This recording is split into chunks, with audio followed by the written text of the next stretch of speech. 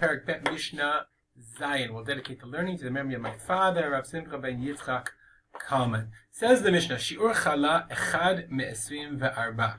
So if you want to know, according to the Torah, according to the Din D'Oraita, it says, Tarimu Truma LaHashem, you have to give a Truma. And the Gemara explains that there's no minimum value.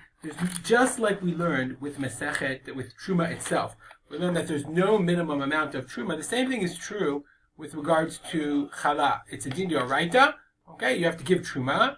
Okay, you have to give like Truma, just like you have to give Truma, you have to give Challah. But there's no minimum amount. Just like we learned in Challah, you can give a kol shehu, in Truma you can give any amount, you can give 1 grain. But the Chachamim made a minimum, made a recommended of 40th or 50th or 60th. Same is true with Challah. Shiur Challah, which is the Rabbanan, Echad Me'esim Va'arba, 1/24. Okay? The Rabbanan said, okay, the Fisha Balabait Isato Me'usa, since his dough is a small amount, less than Pachot Me'echad Me'esim Va'arba, Ein Ba Kedei Matana. So Chachamim said, since it has to be a Matana, and remember we said it has to be 5/4 of a kav. So if you divide 5/4 of a kav, the Chachamim felt if you divide it into 24, less than 1/24, it's not enough. You can't make a roll, you can't make anything out of it. So therefore the minimum that the Rabbanan established was 1/24. That implies to somebody who makes isa dough for himself. Or you make it for your own, for the party, meaning for the wedding of your son. Okay, no matter what, even though you're making, for a large amount, a huge amount, it's echad me'esvim va'arba, 1/24. If I'm making a huge amount, I'm catering myself for 200 people, it's still 1/24.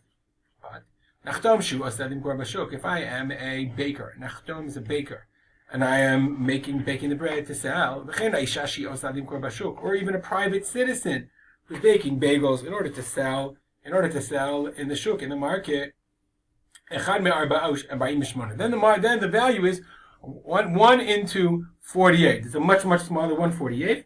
Chachamim were makil, because since it was considered a large burden when you're baking in order to sell. Therefore, they lowered the amount to 1/48. Nitme'ah mezida.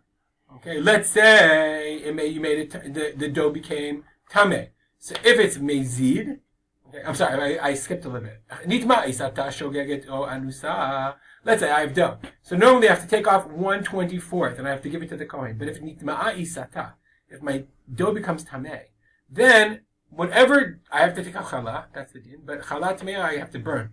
It's sreifah, I just throw it away. So if the Mishnah says shogeget or anusa, if it's accidental, or anusa, it became onus, like a dead body, person died and fell into my dough.